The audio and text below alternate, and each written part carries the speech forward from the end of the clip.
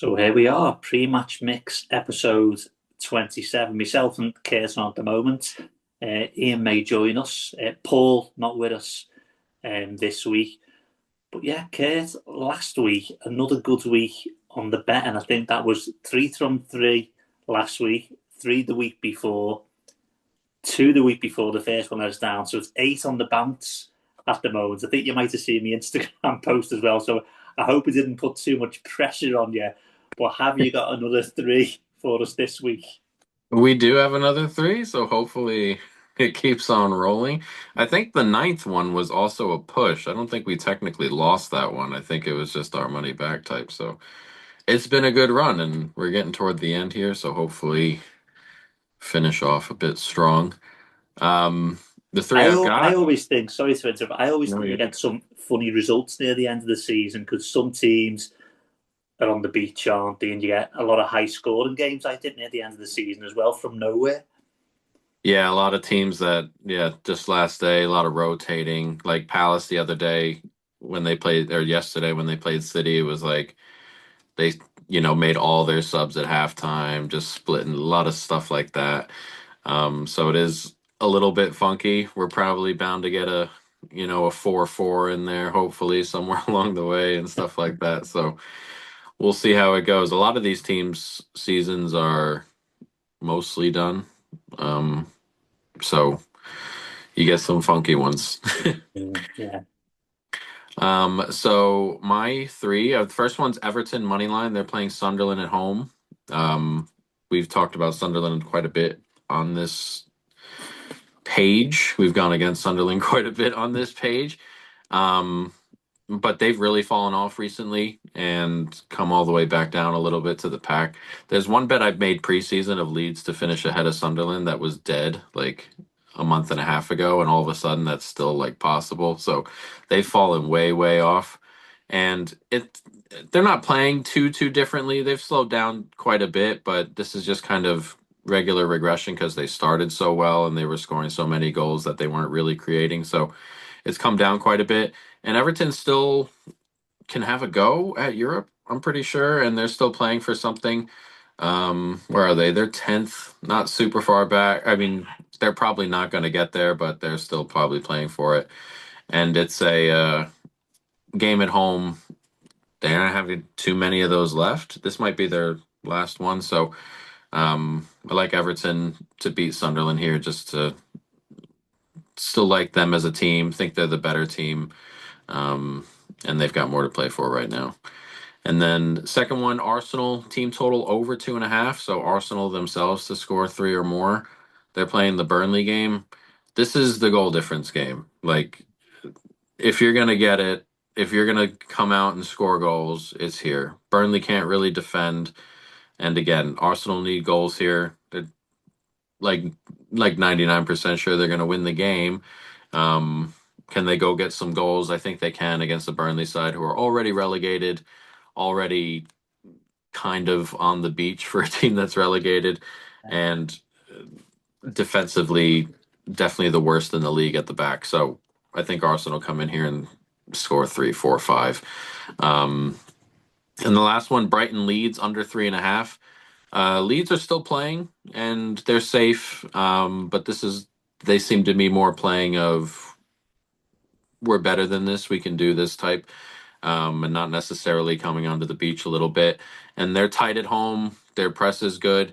And Brighton like to go on the road and be tight. And this is a big game for Brighton as well. They don't have much room for error if they're going to finish sixth, which is, where we're all trying to head. They're 2 points back of Bournemouth in seventh. So it's a big game for them. And when they go on the road, those games are just tight. They keep it tight. They're not super adventurous.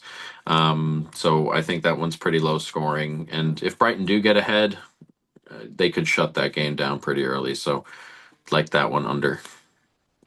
Yeah, I think the Arsenal one's an interesting one, isn't it? Because Arsenal play quite conservatively, but they need that goal difference. And it'd be interesting to see whether they just take the 3 points and then they only need to win the last game of the season, or whether they really try and put the foot down a little bit. Because I think, like you, if they really put the foot down, they could probably get 4 to 5 against Burnley, couldn't they? Yeah, if they score 4 or 5 here, it's then they only need a draw on the final day, really. Like them and City are both in the same spot where they're both going to be playing teams who don't care. Like Palace are not going to care, Villa aren't going to care, and you can run up score on both those teams. But City have that Bournemouth game midweek. The goal difference right now is 1+ to City, I think. Uh, they're going to have a hard time winning that game outright already, let alone like winning that by 2-3, and bringing the goal difference up. So I think there's a world where Arsenal can really take over a little bit here and then possibly give themselves a little bit of leeway on the final day. Yeah, what did you make of City rotating the side the other day? I know they've got a final, haven't they? Do you think that was almost them raising a white flag? Because with Palace rotating, they could have really went for it, City, couldn't they? Yeah, I think they know they're talented enough because all those guys were kind of on the bench, and I think if he really needed a goal, he would have brought all of them on like at halftime, you know. Um, but I think they know they're talented enough and can probably get away with it against another team, Palace, who are just waiting for their cup final. And, they, as we said, they rotated everybody at halftime that they could and Yeah. stuff like that. So I think they thought that they could get away with it. It reminded me a lot of that game when we beat Everton. It was like 5-2 when we were comfortable, but they needed a rest. And we had a Yeah. Origi out there and stuff. Like, it reminded me a little bit of that. I think they thought they're talented enough, and if we really need to, we'll bring someone off the bench. But they think they can win that one. So Yeah, Everton's doing quite well this season, aren't they? I think they've picked up. I think Moyes has settled them down, and they seem to have the midfield now sorted. Don't think they can try and build around that. They definitely need a forward though, because Barry and Beto, I don't think, are it's the the answer, same are they? forward. They buy the same striker every time they buy a striker. It's the same guy. It's like Yeah, Beto. It's like, oh, we're not buying Beto. No, Beto's not really working out. We'll buy Barry, and it's like this is the same guy. These two are the same striker. Surely that got noticed somewhere along the line, but I guess yeah. It's the touch and stuff for me. They don't seem to have the touch. They just bulky and a little bit, yeah, a I little bit clumsy at times. I don't know if you've watched Beto live. I got to watch Beto over the summer when he was here. Mm. He looks so much better in person than he does on TV. And I don't know if that's like I don't know what that was, but his control and his like ability to hold up play is so much nicer on in person than it is on TV. Yeah. Like when I watch him on TV, I'm like, fuck, get this guy off the ball. Get this guy off the pitch. And then I was Yeah. watching him live. I'm like, man, he's holding off three guys, keeping control of the ball. It looks so much better in person. It might have been who did they play when you watched them? They played West Ham, I Yeah. believe it Oh, there you was. go. So a decent team. Decent team, yeah. Yeah, yeah, it wasn't like it was Yeah. West Ham. So Here's a stat I heard today. I'll test you on this one, Kurt. So there's only one team who's not had a yellow card in the whole Premier League season this season. Do you know who it is? a team without a Yeah, only, yellow only card. one team have not had a red card. Sorry, the Oh, whole. red card, red card. Yeah, um, mm, that is a funny one. I think you'll be surprised. Probably. Brighton. Arsenal. Arsenal, the only team Oh, not, believe it awesome. or not, whatever that goes on with them, they're the only Yeah, team not to have a red card. yeah, that makes And sense. they are the only team not to give away a penalty all season. Yeah, they don't. The red card one kind of makes sense because they're always so deep, so players don't really get behind them. And they always have guys back there, so they struggle giving up one-on-ones. The penalty one is you need a bit of penalty luck to win the league. Last year we had a bunch of penalties Yeah, go yeah, our way. Yeah, yeah, you just need a little bit of penalty luck along the yeah. way, I I think. think that's clear that they've mastered the dark arts, haven't they? I think Arsenal. I think when you look at it like that, not to have a red card, the way they act and the way they behave. Arsenal, we spoke about Arsenal at the beginning of the year, where because they remember they made the rules, quote unquote, with the rules. They've done this 3 or 4 times where they've said this is what we're focusing on, and then after like a week and a half, nobody, nobody cares. Coming into the year, it was like Arsenal are really good at this. It's not super. It's not like an elite. It's not like a legal illegal thing, but they're going to keep doing it and make the referee call it every single time. It's up to the referee at some stage to kind of. Yeah. Did you see the Celtic one as well? The Celtic penalty the other night. What did they give that? A handball? A handball. So he jumped in the air, and as his arm goes up, I think he knocks Yeah. the other player a little bit in his hands. His When I hand saw touches it it, but first, I was it, like, did they give an elbow for that? Because that's harsh. And then I guess the handball, it I didn't watch it a ton of times. I saw it like once or twice, but I was there's loads of clips on the internet at the moment saying it couldn't have been handball because if it hits his hand, the ball just drops. So there's loads of clips now of people throwing balls up and I hitting saw I saw a bunch of people doing the clips, yeah. it. Yeah, brilliant, brilliant. Yeah, just before we talk Liverpool, I thought what was an interesting one this week. Did you see about Dembele got the French Player of the Year? He had played, I think he played 9 games throughout the full season. He completed 90 minutes once. But what did you make of that? Yeah, that was a funny one. I don't know because I don't pay attention to the awards very often. Um Player of the Year and stuff. That seemed a bit, I don't know, on the nose. They like you guys mentioned that it might just be for his Ballon d'Or case, which Mm.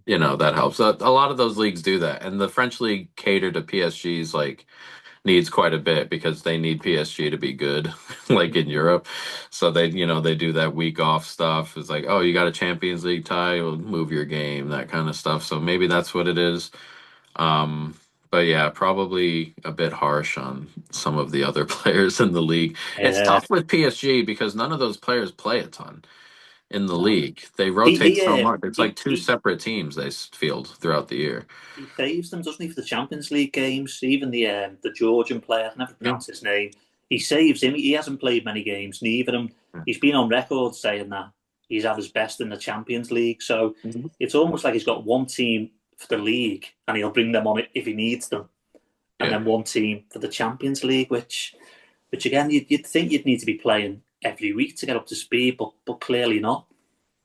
Yeah, they seem completely fine playing week in and week out. It definitely helps their press. I mean, we spoke last year about how almost flawless the press was, Mm.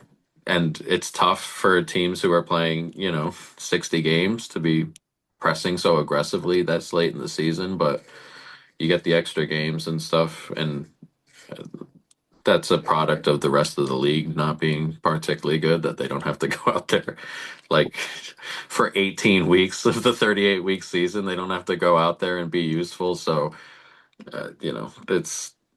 it's definitely a unique situation they've got over there. Absolutely, absolutely. Well, listen, let's turn our attention to Liverpool. Let's have a little bit of Liverpool chat. Um, Talking about Slot again. So Slot's been in the news saying, yeah, he's going to be part of the transfers this summer, so he's expecting to stay around. I seen a stat the other day where it said, I think 2026, Slot has won 30% of his Premier League games, which is obviously really low for Liverpool. Would you? I don't know whether it's Hughes with the signings or whether it's Slot with the signings or a combination. I always got the impression last season it was mainly Hughes, and I think because they haven't quite worked out any of those signings really, have they? I think this season I think Slot's probably got a bit more power and a bit more say in it. Would you give Hughes and Slot the kitty to go again one more time after they spent that much money? Yeah, I don't. Yeah, I guess I don't have a problem with the club the way they do transfers. I think we've been pretty unlucky with a lot of the stuff we've had. Like Ishak's been hurt all year, and Bradley's been hurt all year, and that's probably forced Frimpong into a role that he's probably not a week in and week out kind of guy for. And when we bought Frimpong, for the fee it was, my expectation was that he would be back up on both sides on the right, and he's been forced to kind of play week in and week out on that And he side. and he's not being fit neither, as he struggled No. getting fit, but he's had to play, and I think he's had to play, and he's obviously not played that well because I don't think he's quite up to speed, and I think that's the probably problem with him a little bit. So it's probably been a bit unfair on him, hasn't it? I think. Yeah, it's been very stop start for him just in general because he'll play for a couple weeks and then he'll do a muscle, and and miss a couple weeks. And the injury stuff is new because he's never had the injury problems like this before. It's just kind of popped up. So I think we've been unlucky with a couple of the signings so far, more than that they're just not good, I think is where I'm at. I think a lot of them have just been unlucky instead of not good. That being said, if they're going to stick around, I don't have a problem with them doing the signings myself. I know Slot said he's got more input and stuff. Klopp never really had a ton of input, and my guess is that he has input, but not like genuine input. Like the club tend to do the transfers the way they do the transfers, and I don't Mhm. think one kind of unlucky season is going to turn their thoughts around on that. Again, he may have input like, we may need fullback, we may need this type of profile. I'd be pretty surprised if he was like aggressively a Push. part of that. Like Yeah. that's not even a go at Slot. That's just not how Liverpool do things. Like Liverpool gave Klopp like a signing or two, and they were like, "Yeah, never again." After like Nunez and stuff. Nunes. Yeah, yeah. So the club are like, we're probably not going to let that go too often. So, yeah, I don't have a problem necessarily. We do need there are spots we need, and the problem with the way the biggest problem, I don't even consider it necessarily a problem, but the biggest problem is that they kind of do things, and like if we need a player or we need a profile or we need a position, they're not going to force one in there. Like if Mm. we need a defensive midfielder, we've needed one for a year or two. That one they like has just not been available, so we kind of just end up going without it. Mm. That's the only real genuine problem I have. And it's not really a problem because I don't particularly like paying 40 million pounds for stopgaps, I guess. But Yeah. yeah, I don't mind the transfer strategy as much. Yeah, I think it's a huge summer for Isaac with the World Cup, and I think he needs to get himself fit now because I think Needs people, games. yeah, people forget before the injury we had, he played 16 games trying to get fit, and he still wasn't up to speed then. So Mhm. I think he needs to get himself right this summer and come back to Liverpool and start firing. Etakike as well. I think very strange signing for me for all his talent, what he's got. I think when you're paying £80 million for a player, you'd expect him to play 2 games a week, and he can't play 2 games a week for all his talent. He's not been able to play it, and then he's had a bad injury as well. So I think it's a big summer for some players, and yeah, to come back next season, I think some of them have got a point to prove as well. Definitely. Yeah. Uh, Contracts. Talking about contracts, we seem to talk about slots all season and contracts all season. So one who's been in the papers a little bit of late is Joe Gomez. He's got 12 months to run his contract. He said there's been no talks whatsoever. Do you see that just 12 months him just fizzling out and then going on a free? I can't see him sign the contract, can you? No, not unless it's Liverpool friendly because of just where he is in the pecking order. I think he'd like to stay just because he likes it here. I really do think that. But I don't know if Liverpool would like to give him he's hurt all the time, and again, he's like fourth choice center back, third choice right back, and it's great. He's a great squad player to have for sure. Mm. But I think it's tough from like a business standpoint to be like, yeah, we'll give you a decent raise and a new contract and stuff in those scenarios. I think it'd be better for his career if he went and played somewhere because he's a good player. I don't think he's like a bad player or anything, and he's been great, but also maybe it's just time to split, you know. Yeah, and he's only young. I think he's still only quite young, isn't he? I think he's 28 or Yeah, 29. he's not old. I He got can that have a from career somewhere where he plays week in and three, week out. 3 or 4 years, mid-table team, going to a job for them. So yeah, it'd be Yeah. interesting to see what pans out with that. I think it'll just run its course and then he'll leave. But again, he's obviously been a good servant. Yeah, And he's been then great. I mean, we paid 3 million for him, right? yeah, great So business, isn't it? And for, yeah, and for a season or two alongside Van Dijk, he was fantastic. Really, quick, fantastic. Yeah. strong, and then I think he had 1 or 2 injuries and sort of went off the boil a little bit and never came back. So yeah, Elliot is another player back in the news for us. Slot. obviously just says ask Emery or ask Aston Villa. Can you see him coming back to Liverpool and being a squad player again, or even trying to force himself into the first team? Would you think Slot will just try and sell him? I'm not sure. I do know that this has probably changed the way Liverpool do transfer business.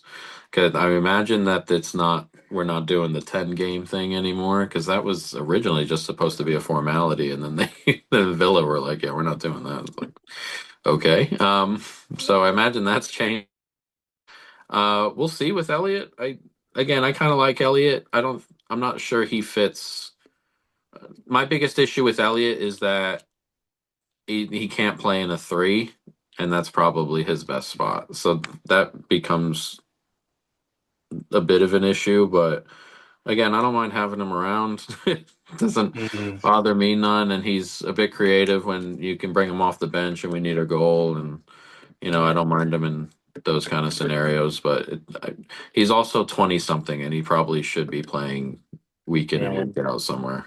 I think he's a clever little player. I mean, I like him. I think he sees a pass, he gets on the ball. But you are right. Sometimes rather than playing him as that three, he plays him wide right, didn't he, or whatever it might be. But he's for me, I still think he's a good player. The same with Quanta and Morton and Doak and some of them other young players. What we had to we seem to ship them Mhm. all out. I thought again probably a bit like Alex Ferguson when he had Fletcher and Phil Neville and those sort of players. I thought those players could have come in and done the job against the mid-table teams, the lesser teams, and give some players a rest because some of our players have played all season, haven't they? I think that's the problem with Slot, probably, and the problem with the Liverpool side.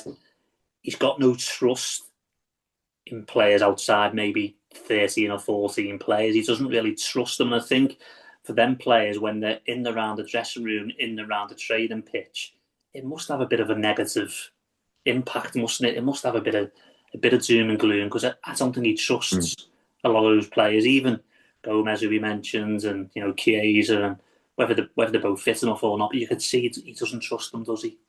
No, yeah, and we definitely have guys that like Van Dyke is going to play like someone said if he played like all the way up to the World Cup final, he'd be playing like 7,000 minutes or something like that. Like this year, like it's yeah, it'd be close to 78 games worth, which would be like so probably 6,500 minutes if he got to the end of the World Cup final. So like there's a lot of minutes on some of those guys, and yeah, there's a bit of a trust thing, and that's a slot thing, and I don't think it's like a bad like I don't want to like as call him like a bad guy for it because he just likes getting the players in that he likes. He did this at Feyenoord, very like Mm-hmm. he went in, they had their year, and then he kind of really, really changed that squad around. That was like a Yeah, completely different squad 2 years later. So it's very much he likes to get the players that he likes in and players he can trust and stuff. And then I think it's more. It reminds me a lot of Mourinho when he didn't like a guy, you know, and Mourinho would be like. Mourinho is funny because Mourinho needs a fullback and he's got a fullback on the bench and he'll play a midfielder at right back. You know what I mean? It's like we really need a fullback. Look, I'm playing guys out of position to kind of yeah. get them there. Like it reminds me a little bit of that, and it is a bit. It's certainly harsh on a human level. Klopp But was a lot softer, wasn't he? Klopp was more yeah, while you're here, you can still be part of the squad, and you might get Mhm. minutes, you might not get minutes. Slot's Yeah, he probably would. one of them who'll sit you down and say, "You're not going I to just play." don't see it. Yeah, I just Yeah, don't see it playing. Yeah, yeah, yeah. Yeah, Klopp was very humane to like a point, yeah. probably to a little, probably a bit overboard. But there's also probably like there's also probably good spots for that. Like when we played, when we play a backup goalkeeper in the final. Like both teams for this year played backup goalkeepers in the final. I think Mm, that's like a good human element that yeah, they yeah. bring in. And another interesting name I've seen linked to us this week was Bowen for West Ham. Obviously, he's 29, not normally the profile what Liverpool tend to go for in terms of age. Little older, but if he was the right price, would you think he would come in for a couple of years? Would that be an option? Would that be someone you'd go for? I'm not sure. with the age, it's someone they're go for now. That's definitely been someone they've been looking at for a long time, though. Every year that's popped up for 3, 4 years, and I think they really like Bowen. But Bowen is like a West Ham guy, and Bowen always wanted to kind of make it work there. And now he can't, and now he's probably just going to be forced to make that move somewhere. So I don't mind Bowen at all as an option. I'm not sure if I want him being playing 60 games on the right. I'm not sure he's got the legs and talent for that anymore, but as an option, yeah, I think he's quite good. But Yeah. I'd like again, him. I'd like him for a couple of seasons until you can really nail someone down that you really, really want. Because we seem to be linked with 4, 5, 6, 7 names, and no one seems to think, we definitely want him. You might say Elise Bayern Munich, but are they going to pay 120 million for him after the experience what they've had with probably Isaac and Waits? It's you'd Bayern to let him go too. and Will Bayern let him go. That's the other thing, isn't it? So I'd like to see him. I'd like to see him for a few seasons. We've had those type of players in the past who have done all right. So yeah, I think he'd be good. So the Yeah, I don't match, mind, bro. yeah. So the match of the weekend, we're playing Friday night. Aston Villa, isn't it? I think at Villa Park. So massive game in terms of the top five, top six, even it might be. Well, what are your thoughts on the game? This is a weird one because I think, again, I for Liverpool, ever since they've kind of been put in that spot um, where they've been pretty much secured, like the top end, they've been kind of off it a bit, even more. Um, but a win here would end it. Again, Villa are more interested in their cup final, and they got their cup final midweek. But also, they're only 4 points ahead of Bournemouth. So I'm not particularly sure how they're going to take this game. They may come in and be like, we can get this done sorted now. Or they Mm-hmm. may, my thought would be, they may rest here and take the next 2 games as seriously as they need to. Like, we have 2 chances at securing a Champions League spot, and they come midweek and they come at the end. Like, I know they're playing City, but also Bournemouth are playing City, so they only need a point somewhere. Most likely, Bournemouth plays City again. They play City midweek or Tuesday, and then they play Forest away, so they may just need a point somewhere. They may not need any points, but my thought is that they go into this Liverpool game with players, with starters, and then they kind of just rotate out pretty early in the second half if they need to. As for us, it looks like we're going to be missing a guy or two. Verts is on edge to play that one, and some other stuff there. So I don't know. This feels like a Draw, doesn't it? huh? This feels like both teams are going to say we'll take a point, Yeah, doesn't we'll it? take a point. That's exactly it. This felt like a let's get in and not get hurt and get out, Yeah, and and both then both go. teams both teams are on 60 points. Then it Makes pushes the Bournemouth teams have to below. win both. Yeah, Yeah. yeah, a little bit further away. And Um, we're much better with a draw off too, because we have our last game at home, and that right, and yeah, Brentford, and then 2 points would seal it. And then Bournemouth are not going to catch on goal difference. So yeah. What's interesting is Brighton has 6 points off Aston Villa, but their goal difference is six better. So yeah, Brighton technically won their next 2 games, and Villa lost their next 2 games. Even Brighton would finish above Villa. yeah. So yeah, that I really think they're focused on the tournament. I Yeah, mean, the European Cup final. I think they're really interested in that, but I guess we'll see. Again, it's a really weird game on a yeah. Friday. you know, I kind of think just hoping Emery, to get to the end of the year. yeah, Emery with his European pedigree, he'll want that trophy as opposed to a fourth place finish only. Yeah, he trade that. He'd Yeah, trade he would that. Yeah, trade that in a he's definitely heartbeat. going to rest that. Yeah, A win or draw for Liverpool, I think, definitely yeah, curtain that. yeah. I feel that way too. It feels like a 1-1 and Yeah, I thought a 1-1. very slow 1-1. I thought 1-1, yeah. Brilliant. But that's all we had to chat about Liverpool.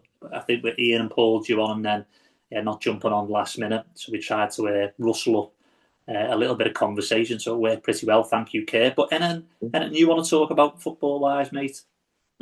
No. Looking forward to the cup final at the weekend. Which Why one? aren't they at the end of the year anymore?